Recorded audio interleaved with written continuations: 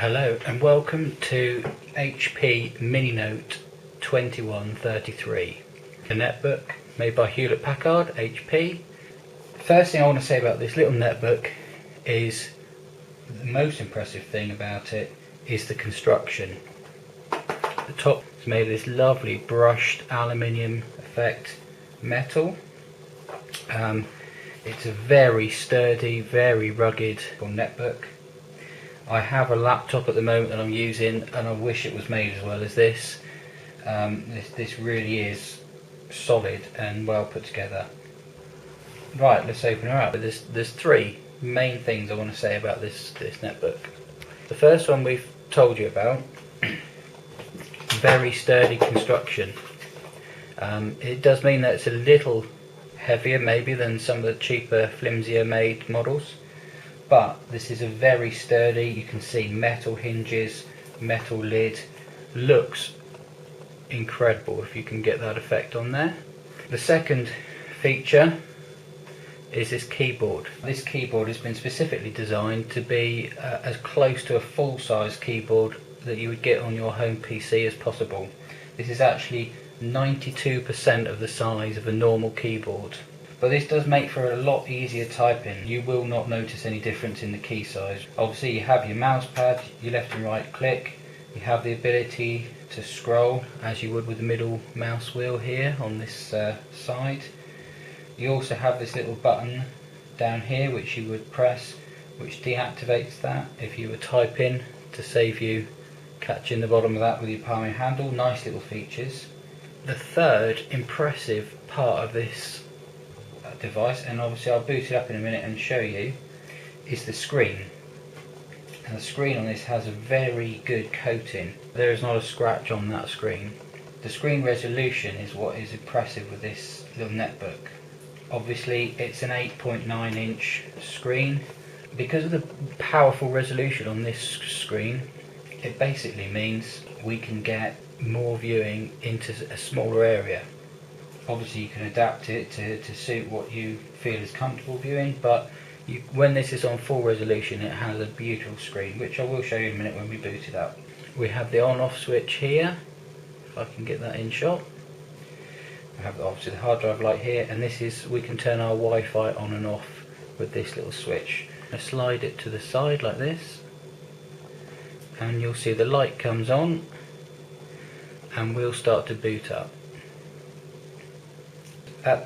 When I bought this, it came with a version of Linux. A lot of them were shipped with Linux. I think later on they moved on to Windows. It will run XP. At the moment we've got Windows 7 Starter on it. Windows 7 Starter is optimised for netbooks. They're made to be mobile, they're made to be easy to carry around, they're made for general computer tasks and internet browsing. And this one copes very well with all of those. What lets it down slightly, unfortunately, is the processor. It's not a huge difference, but given the choice, HP went with the VIA 1.2 GHz mobile processor. At the time, the Atom 1.6 had just come out, and personally I think that would have been a better choice. This is a single core, obviously, machine, as most netbooks are, or they certainly were. What you will find is obviously surfing is fine, doing one task at a time is fine. It isn't keen on multitasking. You're not going to be gaming on it and playing Crisis, but it does everything it's supposed to do and it does it well. So we can see we've got Windows 7 Starter on there. As we can see, 1.2 GHz processor. We're on Windows 7. We have 1 gig of RAM. We have it came with a 120 gig hard drive. After this installation of Windows, leaves you 100 gigs. Got the Windows 7 Service Pack 1, by the way. So we're going to fire up now. We're on wireless. It's connected to my home wireless at the moment. Connects up straight away. 54 megabytes a second connection, which is your wireless speed. I don't know if you can see that. Hopefully you can. We've got a full signal. I'm in the room here. Around the corner and down the hall is my router, so it's picking that up fine. I've had it out in the garden, I've had it out in the garage. It's fine, it picks up wireless over a very good area. As you can see, okay, we're on Google. Today we've got this, is the Google Doodle.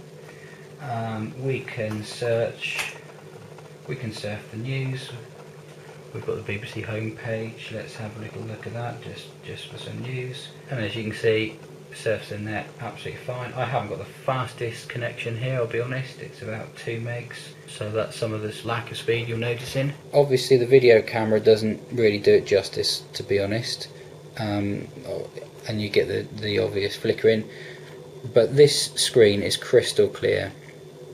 And because of the high resolution, as you can see, I'm looking at the BBC web page there, and although it's not the, you know, obviously they're not big screens, but I can see the top half of that whole web page. It saves me endless scrolling. Okay, I can scroll down if I want to, and I can see the next bit. That's the bottom. So I'm seeing a half of the top half of the page, and then the bottom half of the page. A lot of netbooks with a screen this size, you would spend half your time scrolling around the internet trying to see article after article. This is the beauty of this screen and its resolution. It's perfectly fine, as you can see, for web surfing. Battery life, I should have said, I would say easily an hour and a half. Obviously depends on what you're doing, but easily an hour and a half of normal use you would get on the battery of this one. That's quite normal for these netbooks. The version of Windows 7 I've got, as I say, is optimised for the netbook. Basically makes it run as quickly as it will, and obviously that uses less battery. So recapping, beautiful screen, nice big keyboard, very sturdy. Obviously you can see it looks nice. It's hard to convey just how sturdy and well built this machine is. I'm going to give you a close-up of these hinges. These are metal, if I can get that in there. These are metal hinges here, very big and sturdy hinges. Gives you an indication of the great lengths that HP have gone to make this a very solid machine. There we go. The only marks I've got on this one, and you may be able to, again it's hard, you can see some slight scratching to this very shiny logo. You don't notice it unless you're looking. Just finally, connection wise, let's go. So this is the front as we're looking at it. On our left hand side we've got the fan vent. We've got a VGA connection, which means that you can connect it to an exterior monitor. We've got a USB port this side, we've got one the other side, I'll show you in a minute. We've got a microphone and headphone socket there. Nothing on the back, keeps that nice and clear. And then on the other side we have got this little thing is one of those things for putting a security lock in there. This that's the power lead. I was trying to remember what that was because I've not got it plugged in. That's the power lead. This is your LAN cable, so you can connect it to LAN if it's in your home. You've got your second USB port here on this side. These two little things here pop out, so you push that in. It pulls out. It's a little protective cover, and in there is a slot for which will fit an SD card. You use mini SD or micro SD. You can get the adapters, which is very handy. Obviously for your digital photos and things. Obviously it's just push in, it pops out and slides out, pushes back in again, click. Nicely solidly built. And again, above it, the same system. If I can push that one in. And that's for a PCMCIA, I think it is. It's basically a network card. Obviously this has got built-in wireless. Usually you have these, you have like a card that plugs in here. If you know what I'm talking about, sorry for boring you. But it allows you additional functionality. Sometimes you have those as connections for external DVDs, things like that. This, I should say, has got built-in wireless. It's got built-in Bluetooth, which you can activate to connect to your mobile phone, say, for Bluetooth connectivity. So the battery on the back here, you squeeze both of these in together, the battery pops out. Just going to clip that if I can get it the right way around. That obviously just slides back in, and again, what you'll see here, if I zoom in, hopefully you can also read that. HP Hewlett Packard 3D drive guard. Got a traditional hard drive like normal computers have, which involves moving parts, so you don't really want to drop it. That's when you're going to have problems with your hard drive. What HP have tried to do, they have this drive guard, I think it's like a buffering technology, but basically it tries to minimise any damage. So if you obviously if you dropped it from a great height, it's not going to help, but you know, the occasional little slip and drop from a small height, it's going to help you and possibly save you damage there. The other thing with the keyboard, underneath, what they've designed is, I don't know if it's a membrane or what, but it's basically got a splash guard. Obviously you don't want to drop this whole unit in the bath, but if you were to spill a drink over the keyboard, the theory is you'd just be able to wipe it off. That's going to save you if you knock your coffee over.